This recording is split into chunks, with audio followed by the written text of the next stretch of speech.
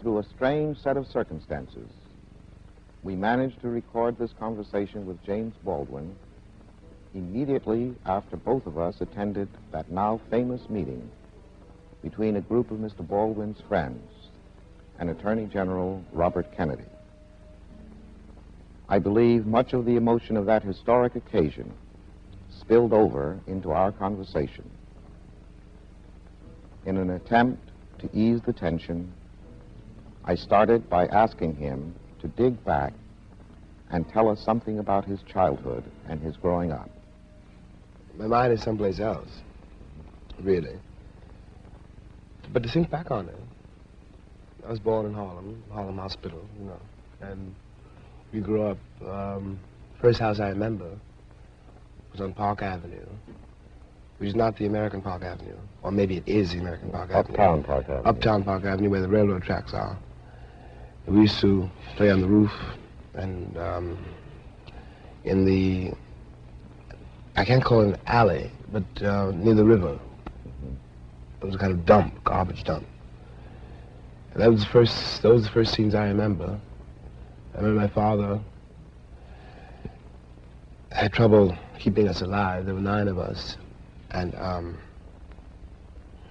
I was the oldest, so I took care of the kids and dealt with Daddy, whom I understand much better now. Part of his problem was he couldn't feed his kids.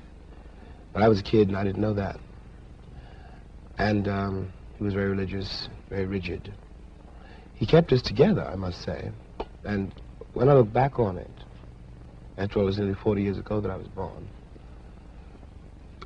I think back on my growing up and walk that same block today because it's still there. And think of the kids on that block now. I'm aware that something terrible has happened, which is very hard to describe. I am in all but, technical, legal fact, a Southerner. My father was born in the South. No, my mother was born in the South. And if they had waited, 2 more seconds, I might have been born in the South. But that means that I was raised by a family whose roots were essentially rural and Southern rural, and whose relationship to the church was very direct, because it was the only means they had of expressing their pain and their despair. But 20 years later, the moral authority which was present in the Negro northern community when I was growing up has vanished.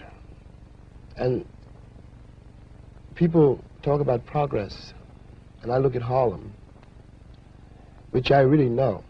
I know it like I know my hand. And it is much worse there today than it was when I was growing up. Would you say this is true of the schools, too? It's much worse in the schools. What school did you go to? I went to PS 24, and I went to PS 139. We are fellow alumni. I went to 139.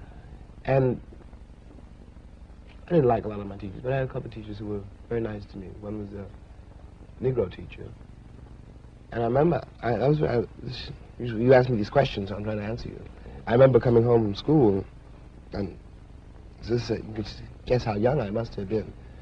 And my mother asked me if my teacher was colored or white. And I said she was a little bit colored, a little bit white, because she was about your color. And as a matter of fact, I was right. That's part of the dilemma of being an American Negro, that one is a little bit colored and a little bit white. And not only in physical terms, but in the head and in the heart. And there are days, this is one of them, when you wonder what your role is in this country and what your future is in it. How precisely you're going to reconcile yourself to your situation here, and how you're going to communicate to the vast, heedless, unthinking, cruel white majority that you are here. And to be here means that you can't be anywhere else. I'm terrified at the moral apathy, the death of the heart, which is happening in my country. These people have deluded themselves for so long that they really don't think I'm human. I base this on their conduct, not on what they say. And this means that they have become, in themselves, moral monsters. Well, Jim, I can see... It's a terrible indictment. Yes. But I mean every word I say. Well, we are confronted with the racial confrontation in America today. I think the pictures of dogs in the hands of human beings attacking other human beings. In a free country. In a free country. In the middle of the 20th century. This Birmingham is clearly not restricted to Birmingham, as you so eloquently pointed out.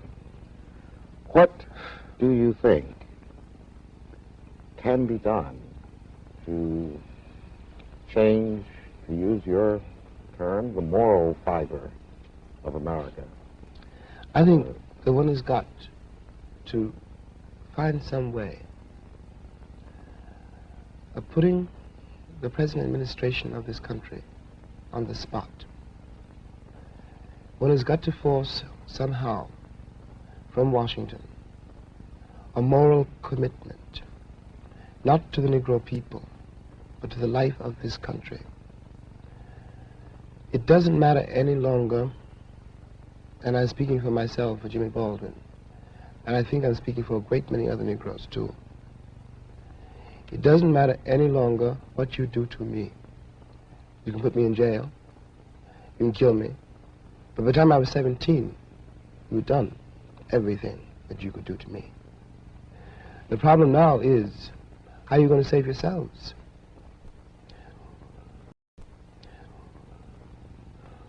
It was a great shock to me. I want to say this on the air. The Attorney General did not know. You mean the Attorney General of the United States?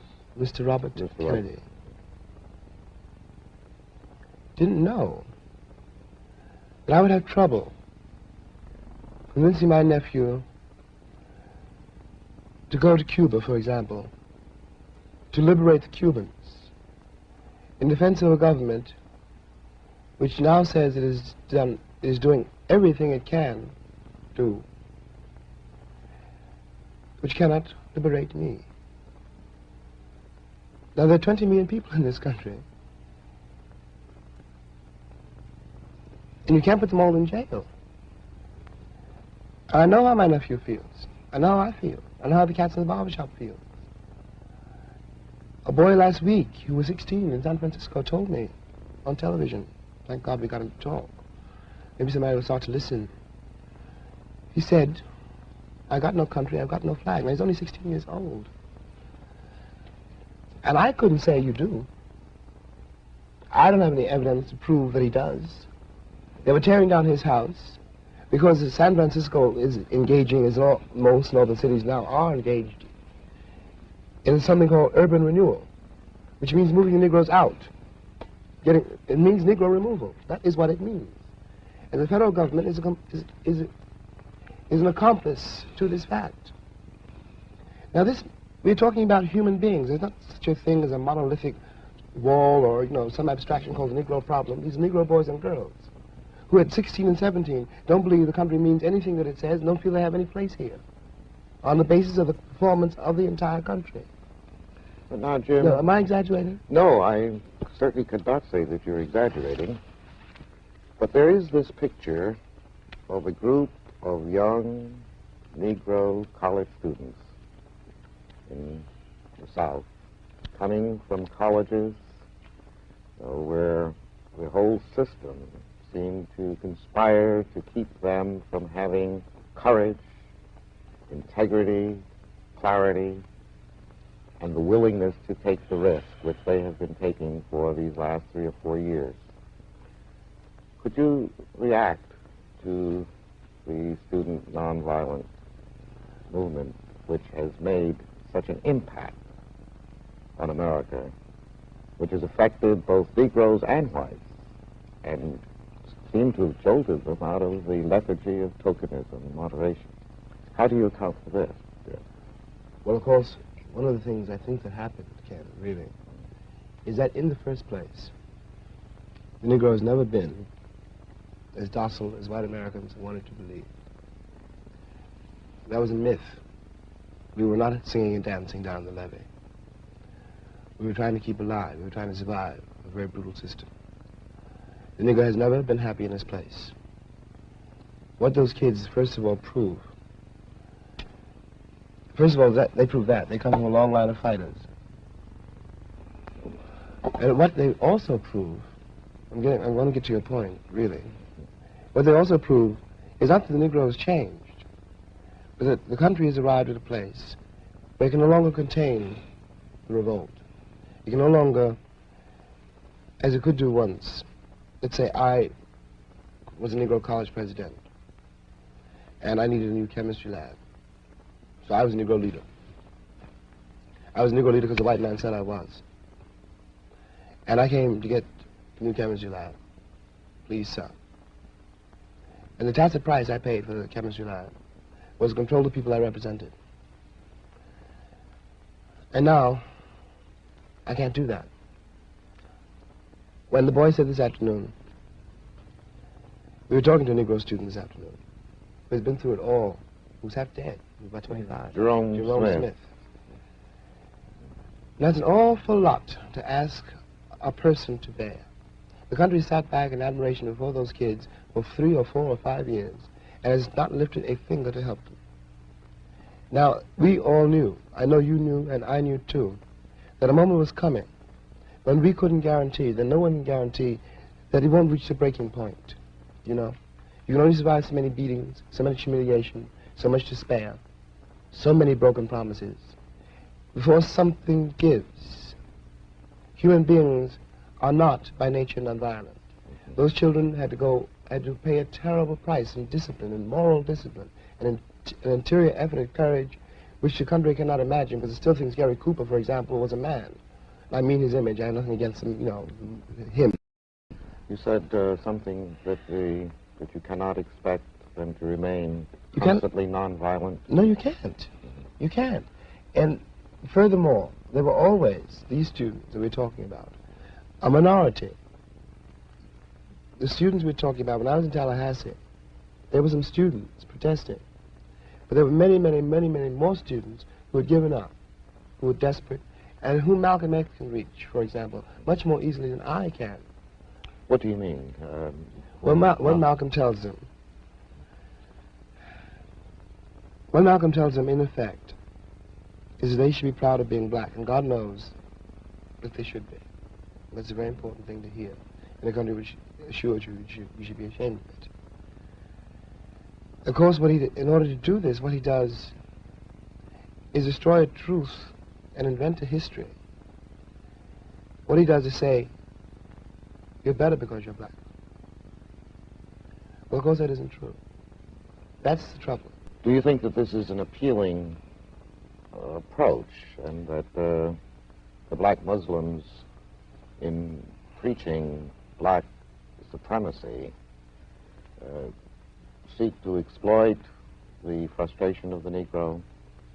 I don't think, put it as simply as I can, and without trying now to investigate whatever the motives of any given Muslim leader may be, it is the only movement in the country which we can call grassroots. I hate to say that, but it's true. Because it is only, when Malcolm talks, or one of the Muslim ministers talk, they articulate for all the Negro people who hear them, who listen to them, they articulate their suffering. The suffering which has been in this country so long denied. That's Malcolm's great authority over any of his audiences. He corroborates their reality. He tells them that they really exist, you know? Jim, do you think that this is a more effective appeal than the appeal of Martin Luther King? It's much more sinister because it is much more effective. It's much more effective because it is, after all, comparatively easy to invest a population with a false morale by giving them a false sense of superiority. And it will always break down in a crisis. It's the history of Europe, simply. It's one of the reasons we're in this terrible place. It's one of the reasons that we have 5 cops standing on a black woman's neck in Birmingham. Because at some point they believed, they were taught and they believed that they were better than other people because they were white. It leads to a moral bankruptcy. It is inevitable. It cannot but lead there. But my point here is that the country is for the first time worried about the Muslim movement. It shouldn't be worried about the Muslim movement. That's not the problem. The problem is to eliminate the conditions which breed the Muslim movement. Well, I'd like to come back to get some of your thoughts about the relationship between Martin Luther King's appeal, that is effectively nonviolence, and his philosophy of disciplined love for the oppressor. Martin, and what do you think what is the relationship between this and the reality of the Negro masses? Well, to leave Martin out of it for a moment, Martin's a very rare, very great man. Martin's rare for 2 reasons, partly because just because he is, and because he's a real Christian, and he really believes in nonviolence. He's arrived at something in himself, which permits him, allows him to do it. And he still has great moral authority in the South. He has none whatever in the North. Poor Martin has gone through God knows what kind of hell to awaken the American conscience. But Martin has reached the end of his rope. There's some things Martin can't do. Martin's only one man. Martin can't solve the nation's central problem by himself. There are lots of people, lots of black people I mean now, who don't go to church no more and don't listen to Martin, you know. And who anyway are themselves produced by civilization, which has always glorified violence, unless the Negro had the gun. So that Martin is undercut by the performance of the country. The country is only concerned about nonviolence if it seems that I'm going to get violent. But it's not worried about nonviolence if it's some Alabama sheriff. Jim, what do you see deep in the recesses of your own mind as the future of our nation? And I ask that question in that way because I think that the future of the Negro and the future of the nation are linked. They're indissoluble. Yeah. Now, what do you see? Are you essentially optimistic or pessimistic? And I really don't want to put words in your mouth because what I really want to find out is what you really believe. Well, I'm both glad and sorry you asked me that question. I'll do my best to answer it. I can't be a pessimist because I'm alive. To be a pessimist means that you have agreed that human life is an academic matter. So I'm forced to be an optimist. I'm forced to believe that we can survive whatever we must survive. But the Negro in this country, the future of the Negro in this country is precisely as bright or as dark as the future of the country. It is entirely up to the American people and our representatives. It is entirely up to the American people whether or not they're going to face and deal with and embrace this stranger whom they maligned so long. What white people have to do is try to find out in their own hearts why it was necessary to have a nigger in the first place. Because I'm not a nigger. I'm a man. But if you think I'm a nigger, it means you need it. The question you got to ask yourself, the white population of this country has got to ask itself, North and South, because it's one country, and for a Negro, there is no difference in the North and the South. There's just a difference in the way they castrate you. But the fact of the castration is the American fact. If I'm not the nigger here, and you invented him, you, the white people, invented him, then you got to find out why. Well, and the future of the country depends on that, whether or not it's able to ask that question. As a Negro and as an American, I can only hope that America has the strength and the capacity, the moral strength, to ask and answer that question in affirmative and constructive ways. To face that question. Thank you very much. Thank you, Ken.